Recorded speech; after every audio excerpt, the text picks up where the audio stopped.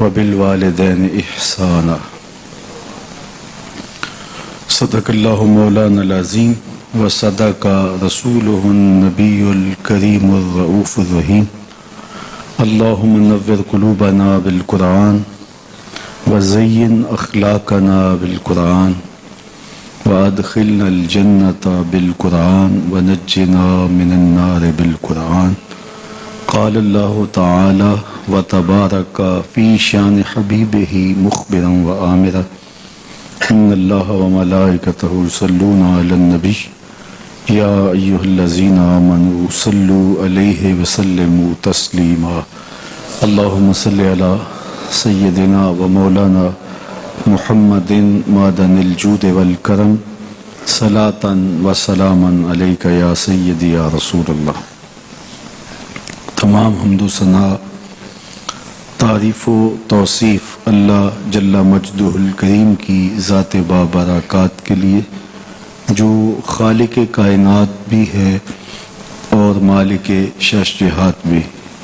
اللہ جل وعلا کی حمد و ثنا کے بعد رسول رحمت، شفیع معظم، نبی محتشم، حضور ختم المرتبت صلی اللہ علیہ وآلہ وسلم کے حضور ناز میں اپنی عقیدتوں، ارادتوں اور محبتوں کا خراج پیش کرنے کے بعد واجب الاحترام، ذوی الاحتشام، معزز و مکرم سامعین، خواتین و حضرات، السلام علیکم ورحمۃ اللہ وبرکاتہ۔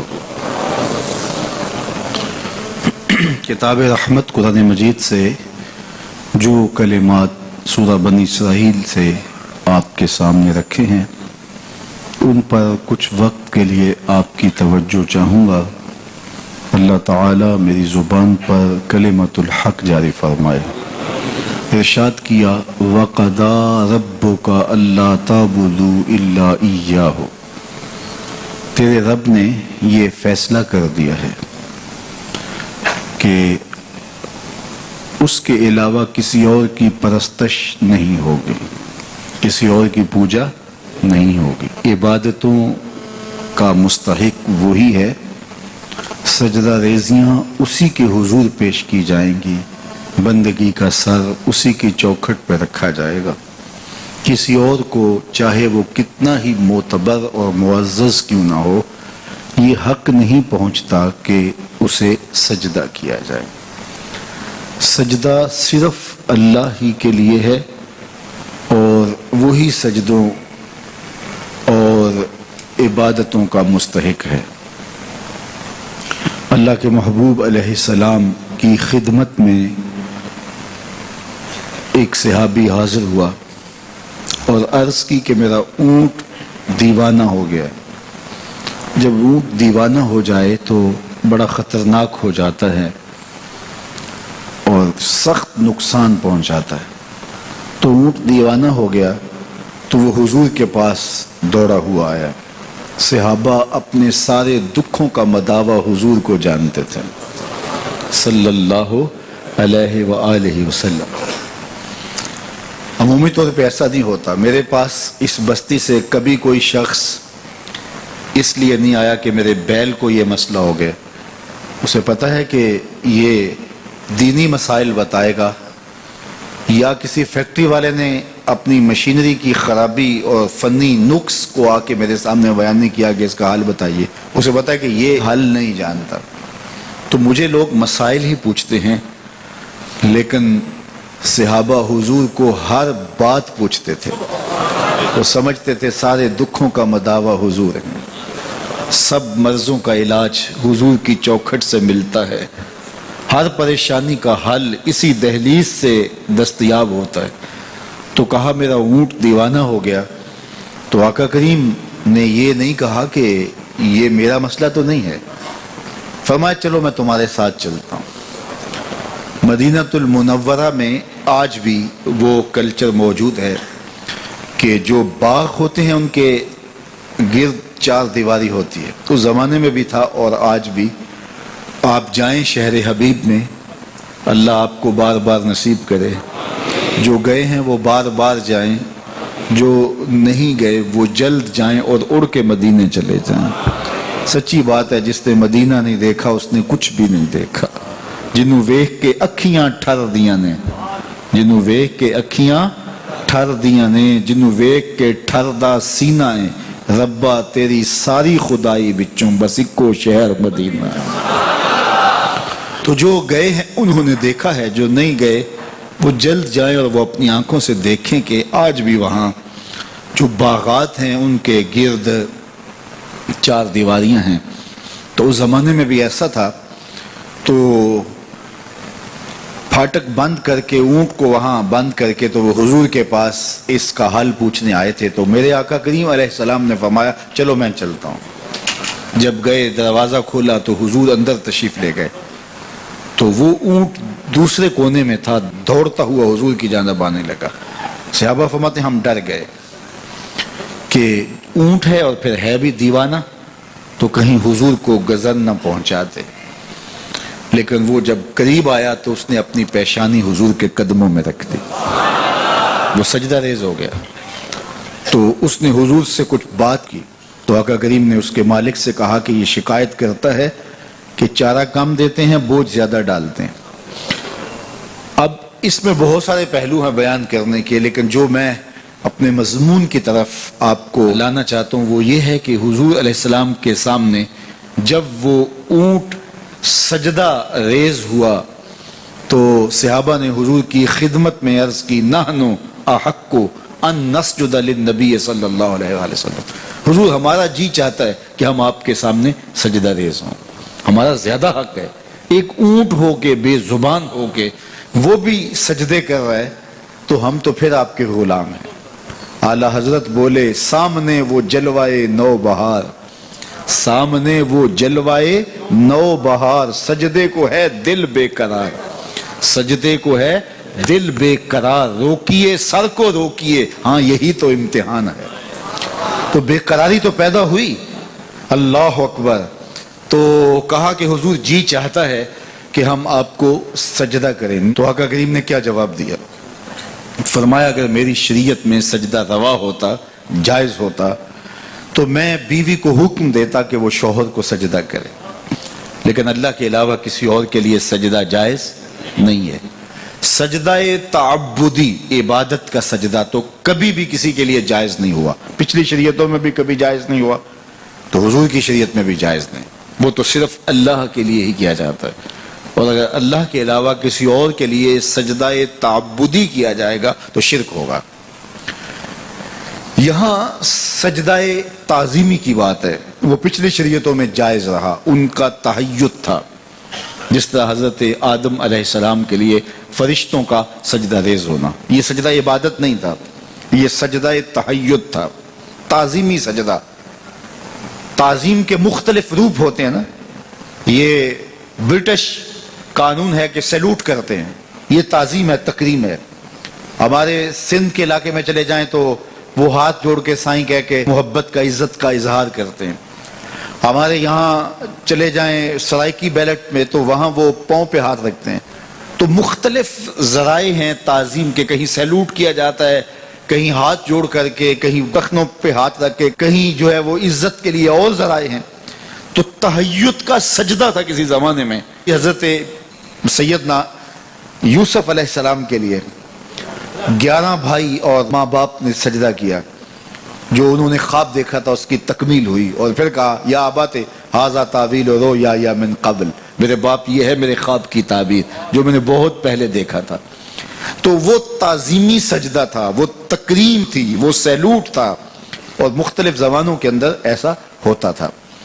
لیکن حضور کی شریعت میں تکریم کا یہ انداز ختم کر دیا گیا، اور کہا اگر تکریم، عزت، تحیّت سجدے کی صورت کے اندر جائز ہوتا میری شریعت میں تو میں بیوی کو حکم دیتا کہ وہ شوہر کو سجدہ ریزی کرے۔ تو یہ کسی کے لیے بھی جائز نہیں، حتیٰ کہ اللہ کے رسول کے لیے بھی جائز نہیں ہے۔ تحیّت کا سجدہ ماضی میں جائز تھا، لیکن اس شریعت میں سجدہ بھی جائز نہیں ہے، تحیّت کا سجدہ بھی جائز نہیں ہے، تعبد کا سجدہ تو کبھی بھی جائز نہیں رہا۔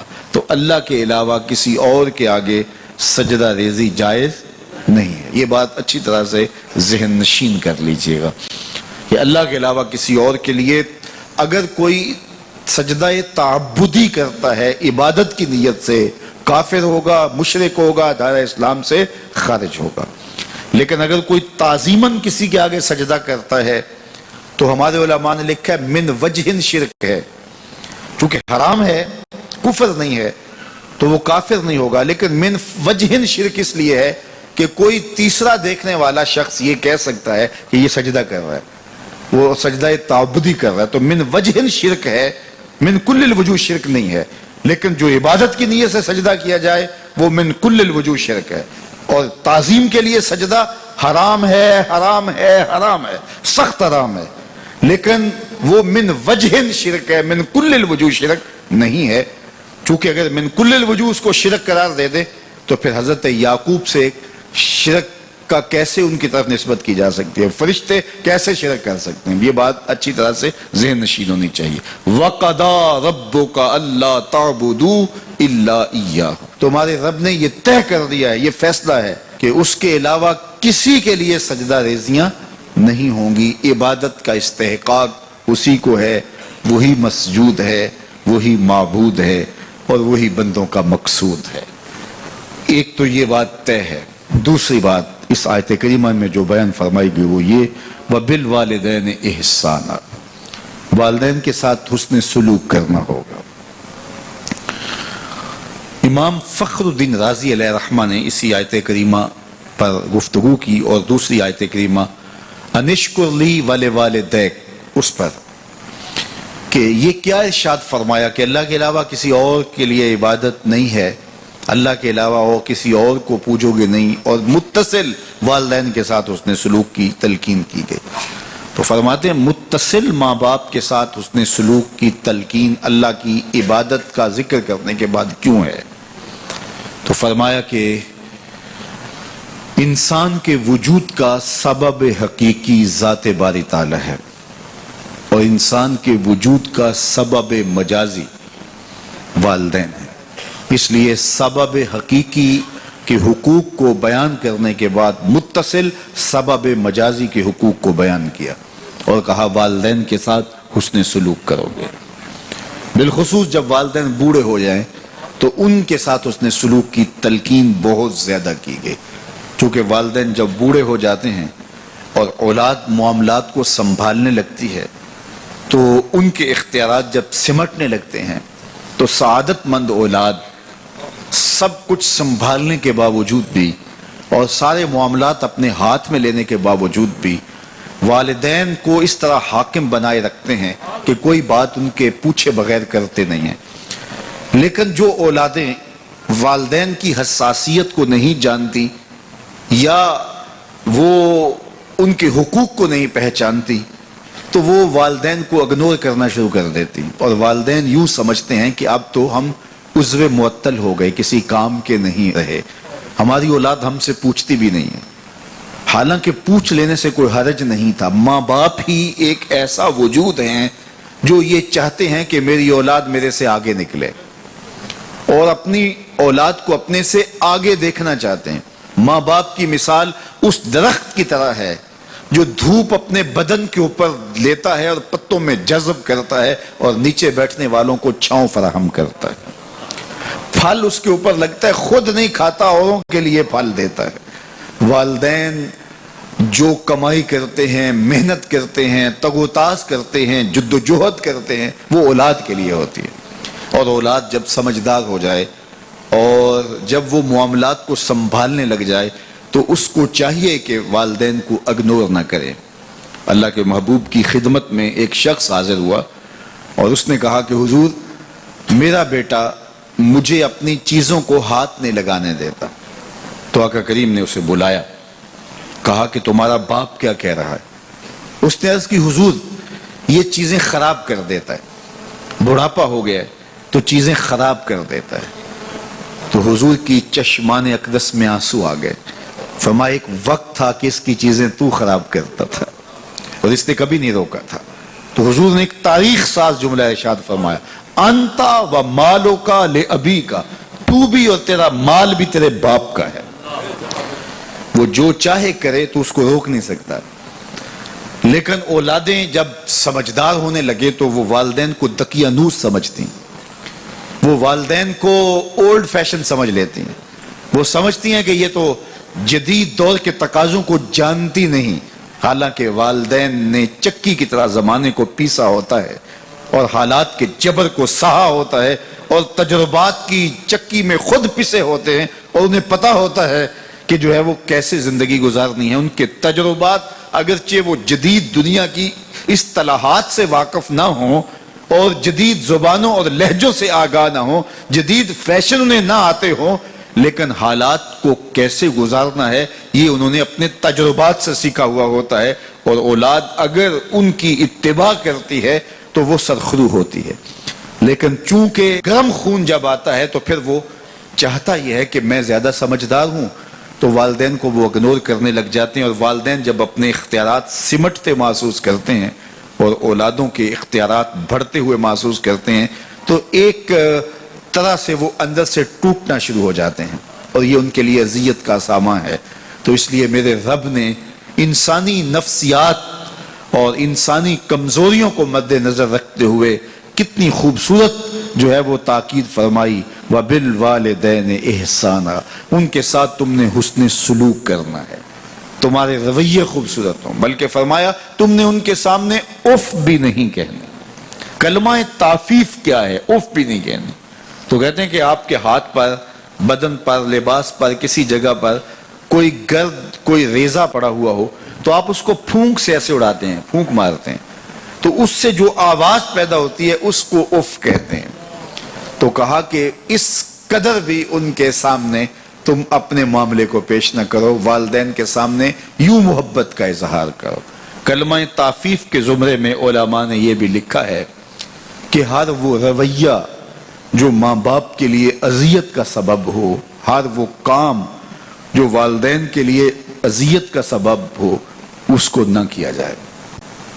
حضرت امام حسن رضی اللہ تعالی عنہ حضرت سیدہ فاطمہ الزہرا رضی اللہ تعالی عنہ کے ساتھ کھانا نہیں کھاتے تھے. ایک دن انہوں نے کہا, بیٹا میری آرزو ہے کہ تم میرے ساتھ کھانا کھاؤ, لیکن میں دیکھتی ہوں کہ تم میرے ساتھ کھانا نہیں لیتے ہو. تو عرض کی, امی جان میں اس ڈر سے آپ کے ساتھ کھانا نہیں لیتا کہ کسی لقمے کی طرف آپ کی نظر بڑھ گئی ہو اور آپ کا ہاتھ ابھی نہیں بڑھا اور میں پہلے اس لقمے کو اٹھا لوں جس کی طرف آپ کی نگاہ سبقت لے گئی ہے, اور آپ ماں ہونے کی وجہ سے مجھے نہ روکیں.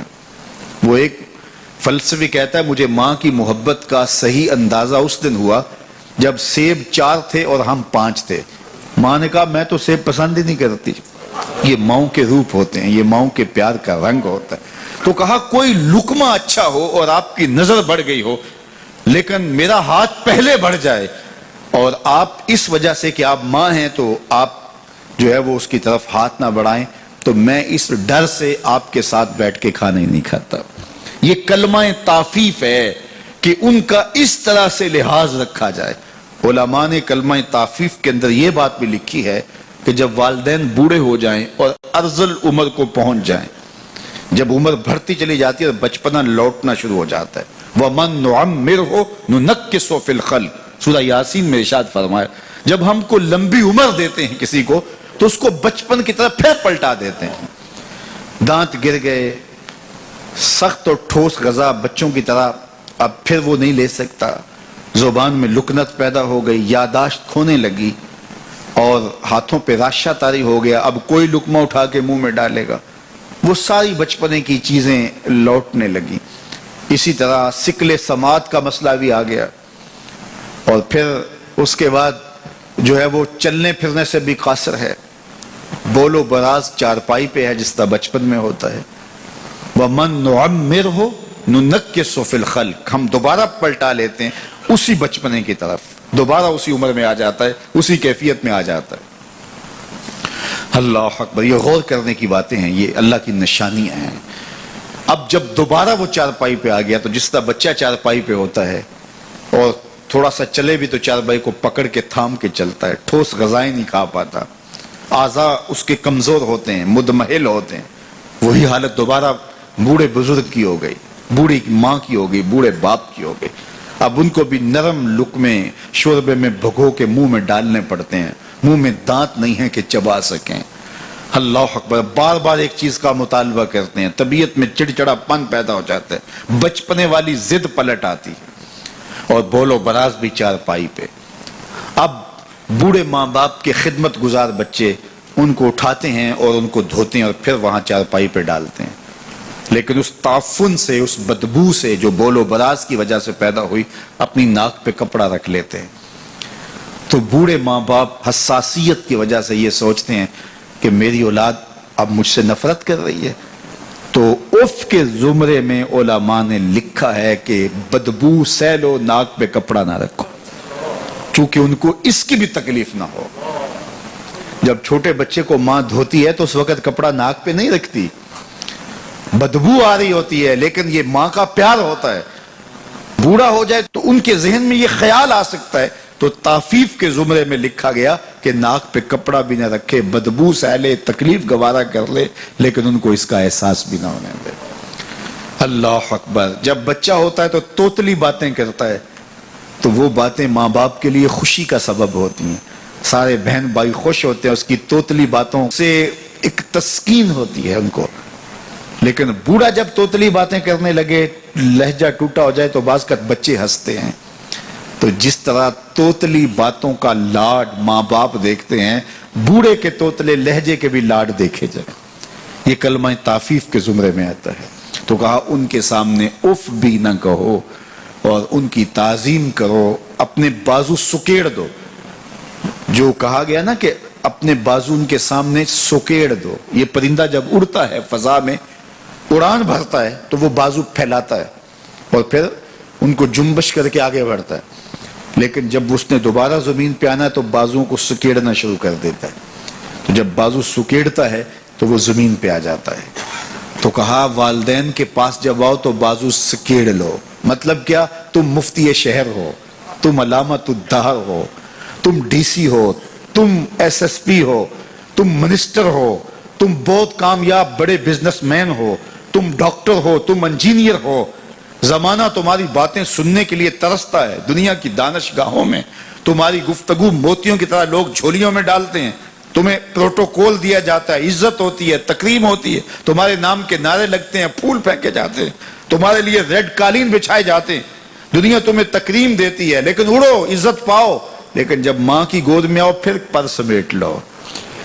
अब डॉक्टर बन के ना आना, अब बिजनेसमैन बन के ना आना, अब मुफ्ती शहर बन के ना आना, अब अलामतुद्दहर और फहामतुज़्ज़मा बन के ना आना, अब बेटा बन के माँ के कदमों में आके बैठना। तो यहां आओ तो बाजू सकेड़ के आओ और बाहर जाओ तो बाजू फैला लो। तो कहा इनके सामने अपनी बड़ाई जाहिर न करना, बल्कि इनके सामने तिफले मकतब बन जाना, तिफले शीरखार बन जाना, छोटे से बच्चे बन जाना, इनके लाड देखना, इनकी छोटी छोटी बातों पर जो है वो बातें करना। अल्लाह अकबर। ये ना सोचना मैं इतना बड़ा डॉक्टर हूं और मैं इस उन्वान से कितने बड़े जो है वो जखीम और इल्मी और नुक्ता रस दुरूस देता हूं और इनके टूटे टूटे लहजों पे बात करता हूं। यही तो हुस्न है, यही तो तुम्हारा जमाल है। इससे तुम्हारे वालिदैन को खुशी होती है। उनकी इज्जत करो, उनकी तकरीम बजा लाओ और उनकी जरूरियात का ख्याल रखो। वक़दा रब्बुका अल्ला ताबुदू इल्ला इय्याहु व बिल वालिदैन इहसाना। उनके साथ उसने सलूक करो। अल्लाह अकबर। हजरत इमाम गजाली ने लिखा है और लोगों ने भी लिखा कि जो शख्स अपने वालिदैन के लिए रोजाना मग़फ़िरत की दुआ करे, वालिदैन जिंदा हों तब भी, फौत हो गए हों तब भी, इसमें कभी भी नागा ना करे, रोजाना अपने वालिदैन के लिए मग़फ़िरत की दुआ करे। अल्लाह अकबर। सारी जिंदगी उसके रिस्क में बेबरकती नहीं आ सकती। सारी जिंदगी तजुर्बा करके देख लीजिए। रोजाना उनके लिए मग़फ़िरत की एहतिमाम के साथ दुआ कीजिए, सारी जिंदगी उनके रिस्क में बेबरकती नहीं आएगी। अल्लाह बरकतों का नुज़ूल फरमाएगा। उलमा ने लिखा कि एक अमल ऐसा है जिसका सिला आखिरत में तो है ही है, दुनिया में भी जरूर मिलता है, और एक गुनाह ऐसा है जिसकी सजा आखिरत में तो है ही है, दुनिया में भी जरूर काटना पड़ती है। वो नेक अमल माँ बाप की खिदमत है। निशान लगा ले उस शख्स पे जो माँ बाप का खिदमत गुजार है, सारी जिंदगी उसकी पगड़ी का कल्स नीचे होते नहीं देखेंगे। और उस शख्स पे भी निशान लगा ले जो माँ बाप का बेअदब है, सारी जिंदगी आप उसको रुसवा होते देखेंगे। तो अपने माँ बाप का अदब करेंगे तो दुनिया में भी इज्जत पाएंगे, आखिरत में भी इज्जत पाएंगे। आपके कल्ब को भी तमानियत, तस्कीन और करार नसीब रहेगा। और अगर वालिदैन की इहानत करेंगे, उनकी बेअदबी करेंगे, आखिरत की सजा तो पड़ी हुई है, लेकिन दुनिया में भी जलील और रुसवाई मुकद्दर होगी। कभी किसी मौके पे भी इज्जत नहीं पा सकेंगे जो अपने माँ बाप की तकरीम नहीं करते। तो खुश नसीब वो हैं जो अपने माँ बाप की इज्जत करते हैं, उनके सामने अपने बाजू सुकेड़ के रखते हैं और उनके मामलात में, उनके तर्ज ज़िंदगी में, उनके अंदाज़े मुआशरत में खुश रहते हैं और उन्हें राहत, आसानी और उनके लिए मोहब्बतें बिछाते हैं। तो अल्लाह ताला उनके लिए आसानियाँ पैदा करता है, रहमतें पैदा करता है। और जो वालिदैन को दकियानूस समझते हैं, वालिदैन को जो है वो ओल्ड फैशन समझ के उनको नज़रअंदाज करते हैं, हत्ता कि तौहीन तक उतराते हैं। ये बातें मैं इसलिए कर रहा हूँ कि पिछले हफ्ते ही एक बूढ़े बाप ने मुझे बुलाया और अपनी औलाद की कहानी सुनाई, जिसने उस औलाद के लिए इतनी मेहनत करके उनको वहाँ तक पहुँचाया कि आज वो दुनियावी तौर पे बहुत ऊंचे मुकाम पे पहुँचे। लेकिन उनको ये भी तकलीफ़ है कि अब वो वहाँ से नीचे लुढ़कना शुरू हो गए। उसका सबब ये कि वो अपने माँ बाप के बेअदब हैं। तो मेरा जी चाहा कि हर 2-3 माह के बाद वालिदैन के हवाले से, हर 2-3 माह के बाद नमाज के हवाले से, हर 2-3 माह के बाद अखलाक के हवाले से, चूँकि इस वक्त हमारे अखलाकियात का जनाजा भी निकल रहा है, तो ये मज़ामीन बार बार हमें बयान करने चाहिए ताकि लोग इसकी समझ आएँ। तो वालिदैन के हवाले से ज़रूर आप और मैं देखें कि हमसे कोई कोताही सरजद तो नहीं हो रही। और अगर वालिदैन फौत हो गए हैं, इंतकाल कर गए हैं, तो आप कहें कि ये बातें हमने पहले सुनी होती तो बड़ा फ़ायदा होता। अब तो वालिदैन इस दुनिया से जा चुके हैं, तो अब हम उनकी खिदमत कैसे कर सकते हैं? उनके लिए दुआ करें, उनकी रूह भी आपसे राज़ी हो जाए। उनके लिए जुमअतुल मुबारक के दिन सूरा यासीन पढ़े जाके उनकी कब्र पे, तो उनकी भी मग़फ़रत हो जाएगी, आपकी भी मग़फ़रत हो जाएगी। ये वालिदैन के साथ उसने सलूक का नतीजा है। तो वालिदैन अल्लाह की रज़ा का सबब और ज़रिया। मेरे वालिद गिरामी जब किसी शख्स को तरीक़त में, तरीक़ा नक्शबंदिया में बैत करते थे, तो वो इस बात की ताकीद करते। और आज हमसे भी अगर कोई वाबस्ता होना चाहता है तो हम उसको ये ताकीद ज़रूर करते हैं कि अल्लाह की रज़ा वालिदैन की रज़ा में छुपी है। अगर तुम चाहते हो कि अल्लाह राज़ी हो तो वालिदैन को कभी भी नाराज़ ना होने देना। और दूसरी बात कि रिज़्क़ हलाल मुयस्सर नहीं है, हराम आपको मुयस्सर है तो कभी भी बातिन रोशन नहीं हो सकता। बातिन की रोशनी का सबब रिज़्क़ हलाल है। पाकीज़ा रिज़्क़ कमाओ, वालिदैन की रज़ा जोई हमेशा मलहूज़ रखो। ये तुम्हारे लिए दीन है। नवाफिल पढ़े जा रहे हैं लेकिन माँ बाप को ज़रूरत है तो उनकी खिदमत नहीं कर रहे। अल्लाह को वो नवाफिल कबूल नहीं है। माँ के कदम दबाओ, बाप के पाँव चूमो, तो तुम्हारे नवाफिलों से बेहतर तुम्हें जब वो दुआ देंगे, अल्लाह अपनी रहमतें तुम्हारे ऊपर नाज़िल कर देंगे। तो उनकी खिदमत करो। एक शख्स जहाद का इज़्न लेने के लिए हुजूर की खिदमत में आया, हुजूर मैं जिहाद पे जाना चाहता हूँ। कितनी बड़ी बात है, छठा रुकन है इस्लाम का। लेकिन आका करीम क्या बोलते हैं? अहय्युन वालिदा का, क्या तेरे वालिदैन जिंदा हैं? काला नाम, कहा जी हुजूर जिंदा हैं। काला फफी है मा फजाहिद, कहा जा उनकी खिदमत कर, यही तेरा जिहाद है। माँ बाप बीमार पड़े और बेटा जिहाद पे गया, अल्लाह के रसूल इसकी हौसला अफजाई नहीं की है। मैं एक दिन गुजर रहा था तो फजर की नमाज के बाद एक घर के सामने काफी लोग खड़े थे। तो मैंने पूछा क्या हुआ, तो कहने लगे कि फौतगी हो गई है। तो मैंने कहा कि उनका कोई बेटा नजर नहीं आ रहा। कहा तीनों बेटे तबलीग पे गए हुए हैं। मैंने कहा अच्छा, माँ की फिर अचानक तबीयत खराब हुई होगी, کوئی ہارٹ کا مسئلہ بن گیا، کہا نہیں ماں فالج میں مبتلا تھی۔ میں نے کہا پھر تو بہت زیادتی ہے کہ ماں فالج میں مبتلا اور تینوں بیٹے تبلیغ پہ گئے ہوئے ہیں۔ ماں کو ضرورت ہے اور بیٹا جا کے پیر کے دربار پہ بیٹھا ہے۔ غوث اعظم بھی ہیں تو فیض نہیں ملے گا۔ پہلا مرشد ماں ہے۔ حضرت بایزید کہتے ہیں میں نے ماں کے آگے ہاتھ جوڑے، میں نے کہا امی تجھے راضی کروں یا اللہ کو راضی کروں؟ اپنے حق معاف کر دے، اللہ کو میں راضی کر لیتا ہوں۔ ماں نے کہا جا پتر میں نے اپنے حق معاف کیے۔ 12 سال جنگلوں میں گھومتے رہے، 12 سال۔ کہا ایک دن میں بستام کے قریب سے گزر رہا تھا، میرے دل میں آیا چلتے چلتے ماں کو سلام ہی کر جاؤں۔ رات کا موقع تھا، دروازے پہ دستک دینے لگا تو خیال آیا ساری زندگی ماں کو سکھ تو دیا نہیں، دکھ کیوں دیتے ہو؟ اب تو ماں بستر میں سوئی ہوگی اور سردیوں کی لمبی رات ہے۔ تو اسی خیال نے ہاتھ روک دیے اور میں دروازے پہ لگ کے بیٹھ گیا۔ ساری رات انتظار میں کاٹ دی۔ جب سحری کا وقت ہوا، اندر سے جو نالی آتی تھی اس نالی سے پانی آیا۔ میں سمجھ گیا میری ماں تہجد کے لیے اٹھی ہے اور یہ وضو کا پانی ہے۔ میں نے دروازے پہ دستک دی، اندر سے آواز آئی بیٹا بایزید ٹھہرو ابھی آئی۔ مائیں بیٹوں کے دستک کے انداز سے بھی جانتی ہیں یہ کس بیٹے کے ہاتھوں کا لمس ہے۔ میں بارسلونا کے ایئرپورٹ پہ تھا تو وہاں کوئی اپنا ہم زبان مل جائے بیرونی دنیا میں تو بڑا اچھا لگتا ہے۔ تو مجھے لگا کہ ساتھ والے بینچ پہ کوئی ماں بولی بول رہا ہے تو میں لڑک گیا۔ تو وہ انڈین پنجاب کے لوگ تھے، تو کہا کہ یہ ہمارا دوست ہے، اس کو ہم الوداع کرنے آئے۔ تو میں نے پوچھا کتنے عرصے بعد جا رہے ہو؟ تو وہ کہنے لگا 27 سال 3 ماہ بعد۔ تو مجھے دلچسپی پیدا ہوئی تو میں نے کہا کہ اتنا عرصہ؟ کہا کہ بس وہ آیا تھا اور ایسا الجھا، کاغذات کا مسئلہ بن گیا، تو اب اللہ نے بہتری کیا تو اب جا رہا ہوں۔ جب آیا تھا ان فوان شباب تھا اور اب تو بڑھاپا اتر ہے، اور بڑے حسرت بڑے انداز میں کہنے لگا پتہ نہیں میرے گھر والے اب مجھے پہچانتے بھی ہیں یا کہ نہیں۔ 27 سال 3 ماہ بعد جا رہا ہوں، پتہ نہیں میرے گھر والے اب مجھے پہچانتے بھی ہیں یا نہیں۔ میں نے کہا اور کوئی پہچانے یا نہ پہچانے، ماں قدموں کی آہٹ سے پہچان لے گی، یہ میرے پتر کے پیروں کی آواز لگتی ہے۔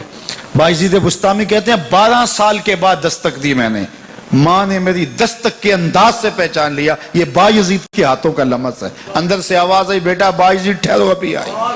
کہا تھوڑی دیر کے بعد ماں دروازہ جب کھولا تو میری بکھری ہوئی حالت، پراگندہ صورت، پھٹے ہوئے کپڑے اور الجھی ہوئی صورت، تو ماں کی آنکھوں میں آنسو امڈ آئے اور ایسے ہاتھ بلند کر کے کہا اے اللہ میرا بیٹا بایزید تیری طلب میں نکلا تھا، تو نے ابھی تک اسے اپنا قرب نہیں دیا۔ حضرت بایزید کہتے ہیں 12 سال جنگلوں کی خاک چھانتے ہوئے جو نہیں ملا تھا ماں کے اٹھے ہوئے ہاتھوں سے مل گیا۔ میں کہا مالک میں تجھے کہاں ڈھونڈتا رہا، تو کہاں موجود ہے؟ جدھر ماں کی نگاہ ہوتی ہے وہی جگہ اللہ کی جلوہ گاہ ہو۔ تو والدین کی خدمت کریں گے تو سرخرو ہوں گے، ماں باپ کی بے ادبی کریں گے تو کبھی بھی آپ سرخرو نہیں ہوں گے۔ میں اپنے سالانہ اجتماع کے موقع پر بھی، عرس کے موقع پر بھی، دیگر تقریبات کے موقع پر بھی اپنے ساتھیوں کو کہتا ہوں، ہدایات میں لکھتا ہوں کہ ماں باپ اگر اجازت نہیں دیتے تو آپ نہیں آئیں، آپ کو یہاں ہونے والی برکتیں انشاءاللہ نصیب ہوں گی، اور والدین کی اجازت کے بغیر آئیں گے تو آ کر کے بھی برکتیں نہیں پا سکیں گے۔